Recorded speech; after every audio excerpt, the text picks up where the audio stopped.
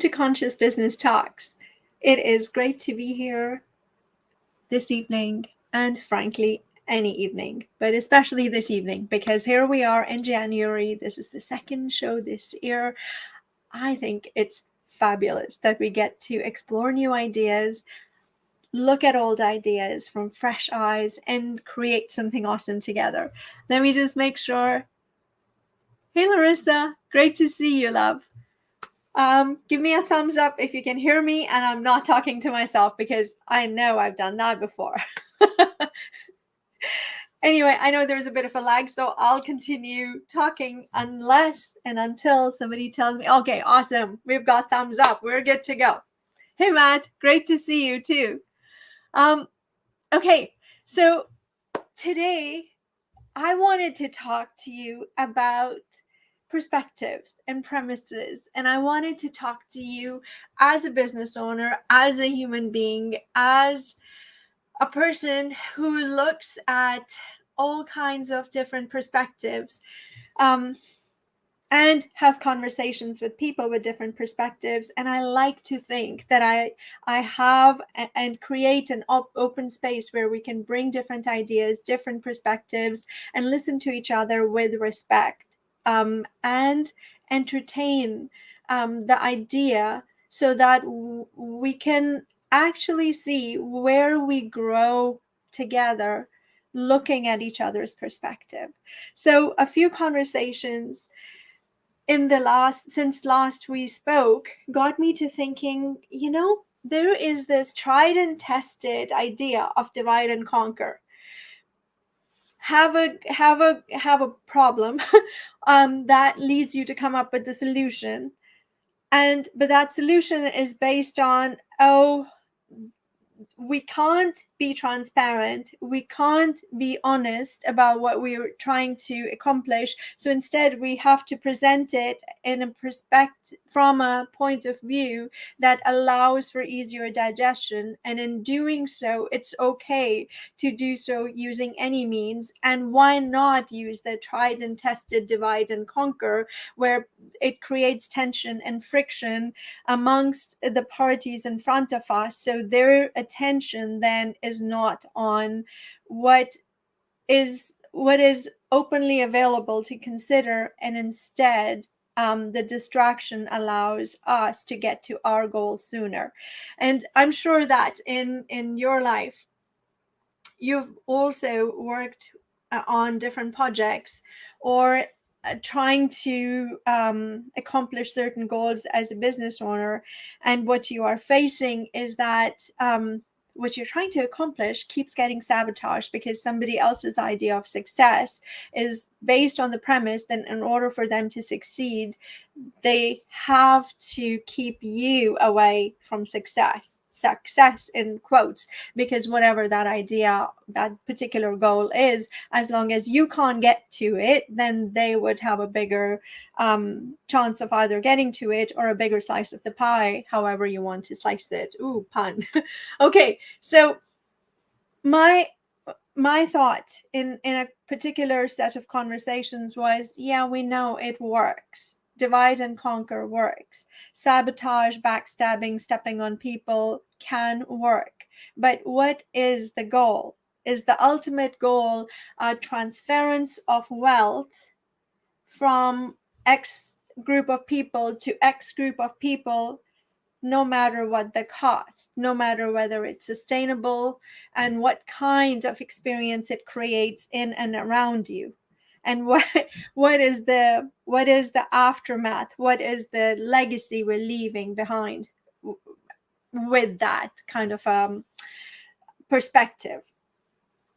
And then there is also the perspective that anybody who's making money is ultimately bad, or they're doing it at the cost of somebody else not having money. And this, again, I'm going to use the air quotes, the money or wealth concept seems to be, well, when you've had enough, then anybody who has had enough should not be allowed to keep that wealth. That wealth should go to the common good and for the betterment of other people. And I can see the heart behind the intent. I just have trouble agreeing with the actual premise that if somebody is doing the work, creating enough value, not forcing somebody else to exchange value, but presenting it in an open fashion, and we choose to, for whatever reasons we have, exchange that value with them in terms of us giving them money and them giving us whatever it is that we choose to buy from them, then the fruit of that labor should be theirs to keep and to do with as they please, so to speak, right? Even if they choose not to give it to the common good, which you would hope they would. But again, putting barriers and conditions on somebody else's labor, I'd have trouble like with that whole concept, even when I'm thinking about the common good, betterment of society, donation, charity, and so on. I personally believe hugely in charity. I believe that every dollar that I make, I like to share it with somebody else, right? But at the same time, I don't know if I would feel that way if somebody was making me contribute. But then I know that could be very well a personal quirk of mine. But knowing and having conversations with a lot more humans other than just soliloquies with myself, I tend to think most human beings fall into that category. We like the thought of free will. Oh, my choice, my decision, my desire to do something, and having the ability and the freedom to do so. And then there is yet another thought that, okay, is sustainable growth, the betterment of us as human beings, and certainly in our role as business owners, is it viable if we ethically profit from things? And I choose to think, and my experience with my own life and that of my clients says, not only is it possible, you actually have a more profitable, more sustainable model of operating from having a business that does things in a way that allows you to have the feel good things as a human being as well, right? A business that genuinely is a reflection of you. And I choose to think that most human beings don't think of themselves as people who do bad things, right? Or even when we are choosing less than optimal things to do, there is always the thought that, oh, but I'm doing it because. So we're not thinking of us as genuinely, absolutely choosing things from a bad, quote unquote, bad side of the line, so to speak. And I again, could be my rose-colored lenses, but I don't think so. I think most human beings are operating from a base of good, because the way I look at it, how could you not, when the core of you, the consciousness that you are, is just so beautiful and pure? Can we choose to do things that are not? Absolutely.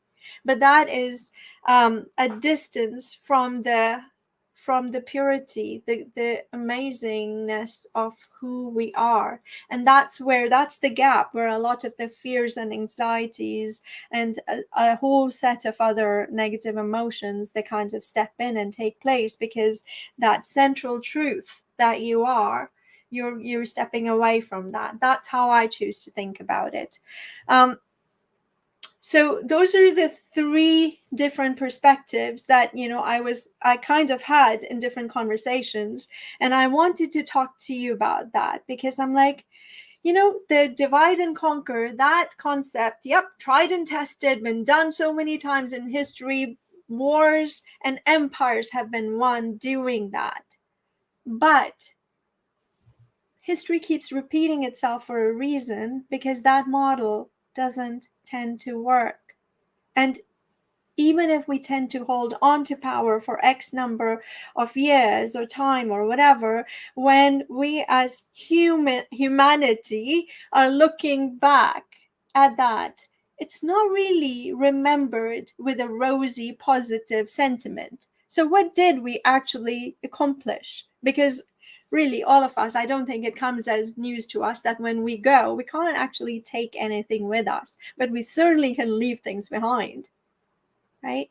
So the thoughts that came to my mind were divide and conquer, sabotage, or put conditions on somebody else's labor and the what profit, quote unquote, they make from it, or looking at it from a different perspective, perhaps that of connection, that of a mutual shared goals. Because one of the people I was talking to, our goal was absolutely the same.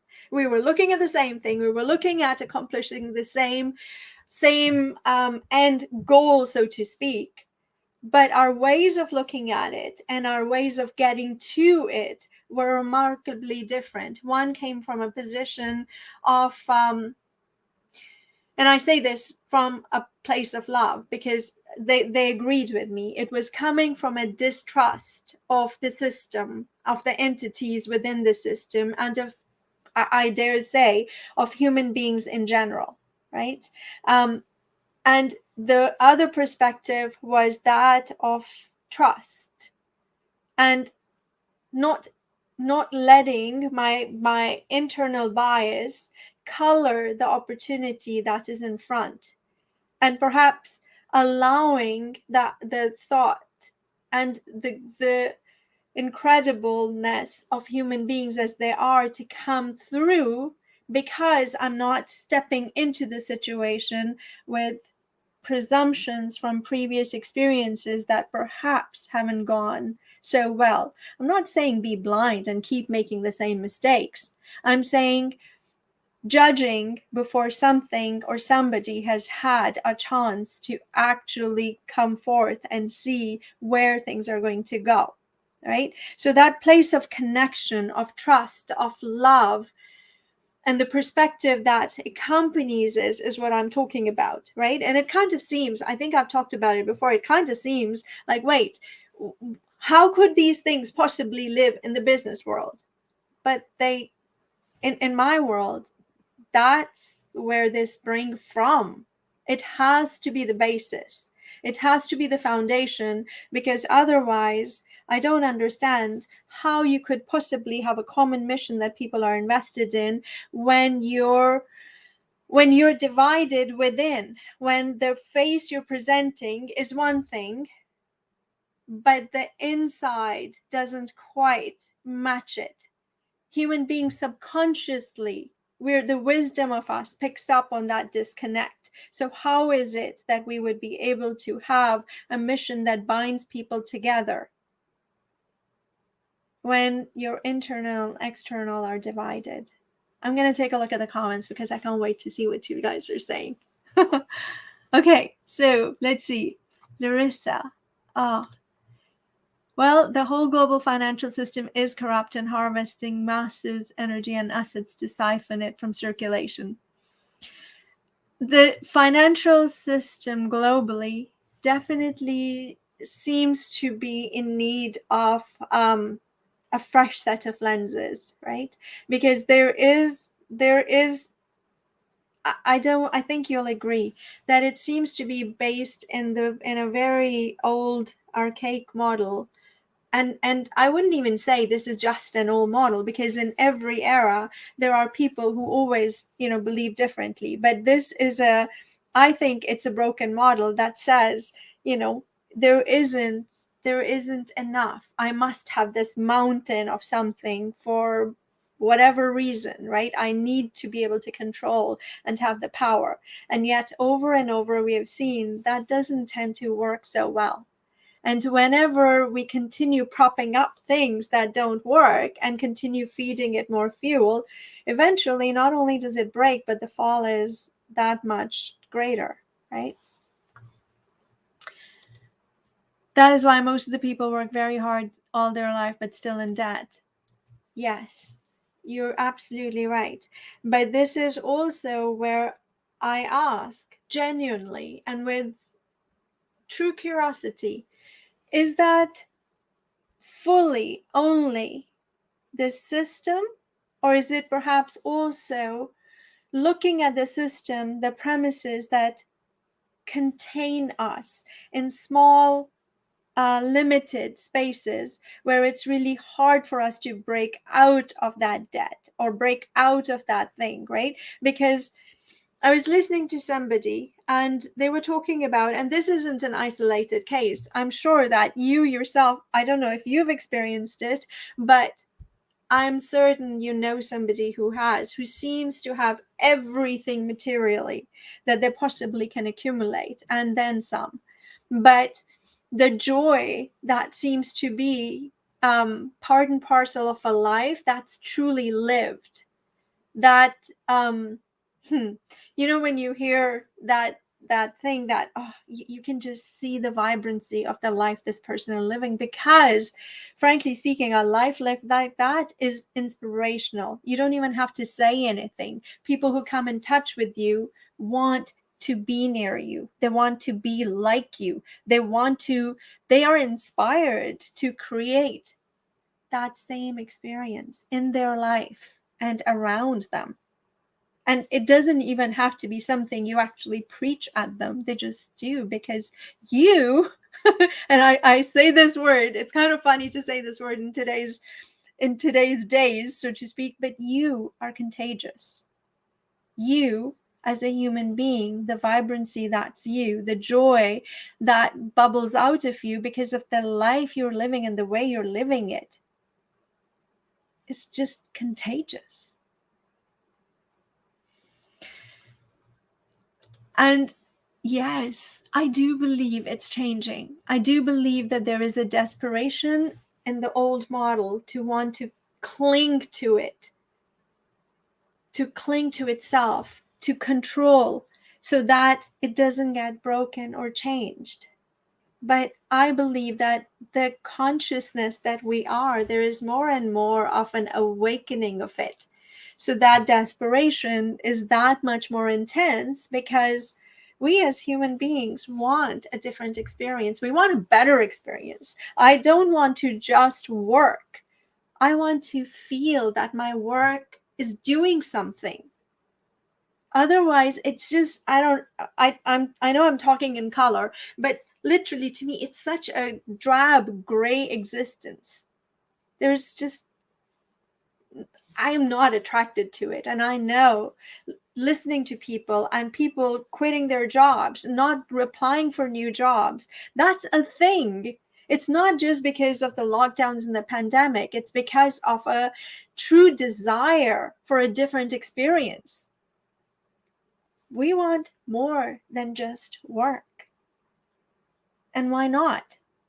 Human beings, I keep saying this to people, we're not wired for sameness. We're all different. Whether we see it or not, whether we have been conditioned to believe otherwise, there is a true unique creativity and value that we inherently have. Nobody can take it away from us, but we can hide from it. And when we do, we just go and punch a card. We just show up for work. What will you pay me to trade my time for whatever it is you want me to do? And I'll give you the least bit of it, but I want the maximum from you, because that's what I'm entitled to. That's in my opinion, that's a place of lack of trust and giving. And I'm by no means saying that there aren't workers who show up and they don't want to give because the experience from the other side is so dismal that the human being on the other side, the business owner, isn't in a place where they genuinely just want to squeeze everything out of you and give you the least bit that they have. But see, whenever you want to break a cycle, somebody has to do it. I don't really care who steps in first, but I genuinely invite everybody to step in, period, without waiting for the other side. You can't break a cycle by continuing to do the same old, right? Hey Few, so great to see you, love. It's really great to see you. And Larissa, old Babylonian system, but now it's changed, and it will soon. And you know, I think that change is happening all around us all the time. Sometimes we are afraid of what that change brings, so we don't fully step into the change. And sometimes we hide from it. Sometimes we deliberately let others control our experience because of the fear that is induced. And I think we are witnessing it right now too, right? I don't really put, like, I'm not talking about which side is right or wrong. I'm not, right? For me, the sadness is coming from the fact that there, as human beings, we tend to take sides, sometimes more blindly than not, and create divisions amongst us that keep us from the truth that we see and the truth that our inner wisdom recognizes. So that's what I'm saying, to step above that, to actually break the cycle. And Matt says, there are times to focus wealth and times to spread it around. Our civilization is not very good at this. Yes, but there are pockets within our civilization. And in history, there are so many examples. Like, you can always have examples that when we have not done it very well, but we do have examples where we have done it well, and the results of each. It's just that whenever the pocket of experience that we are in, if it's coming from the side of the human beings are inherently stupid and they can't be trusted with the truth, and so we have to give them the experience in this fashion, control their thoughts and actions by controlling what they hear, what they see, and using fear to go one way or another. And I'm not saying that, you know, sometimes really good people who with all the best intentions do the same thing, because frankly, in experiencing the fear from the other side, the fear that they're experiencing makes them fall into the same trap that they're holding as not being so great. Have you witnessed that? Because I have. And I'm like, I get where you're coming from. I understand it. I just invite you to step through that, perhaps above it, and see that the same thing that you're fighting, if you use the same tools and tactics, you're frankly not on a different, it's the same side of the coin, just flip side of it, just so you're coming at it with a different argument. So it was our agreement to be illusioned and deceived into believing it's good. I think anything that we step into, unless we are forcibly taking somebody's choice away, there is a tacit agreement, isn't it? When we see wrong being done and not say anything about it, it's a silent agreement. Even if we are saying, oh, but we don't agree with it. But if we do nothing about it, then it's an agreement. And I think as human beings, when you think about humanity as a bigger, like from a bigger, wider perspective, how is it that people who are I personally believe that we are all connected. How is it that we allow that connection to be hidden from us so we feel like we are against this person, right? I don't. It, to me, it doesn't make a lot of sense. And Matt, you saying not too many people know how old the technology of our economy is. I'm not convinced that it is changing though, but it is too long a conversation for text. You know? Oh my gosh. Okay, so you're giving me an idea. Wouldn't it be cool if I'm going to have one session where we actually are going to sit together and discuss this, because it would be so cool to just have a panel of us talking about things that interest us. And you're right, some conversations are too long for texting, but technology, tools, and tactics, all of those things are really things we plug into something, right? Where are we trying to get to? What's the goal? Where do we want to be? Like, that's the coolest question, right? Where do I want to be? What do I want to create? What do I want to see tomorrow in my world? What am I going to do today to start on that? Because I'm going to have another show on this part. This what am I going to do today to start on what I see for my tomorrow? That's a whole world of its own. And I've been guilty of not doing what I need to do today to see that beautiful dream be closer, be mine tomorrow, even though I can see it. What's keeping me from it? What's keeping you from it? What's keeping all of us from it? Like, that's a question I want to explore with you. And Larissa, I think you're feeling what I'm feeling. It is changing. I think it is changing too. Few, you say, fear on so many different levels and on different needs depending on what is relevant to different communities. Oh my gosh, it's so true. And even though the needs, they feel so real because that's the reality we're in. Unfortunately, because of those needs and feeling and desire to have those needs satisfied, the need to have those met, it is often used as a tool to divide us, to see the other as other, right? And in seeing the other as other, and the other seeing you as other, like I feel that different communities, we lose the opportunity to come together in collaboration and unity, right?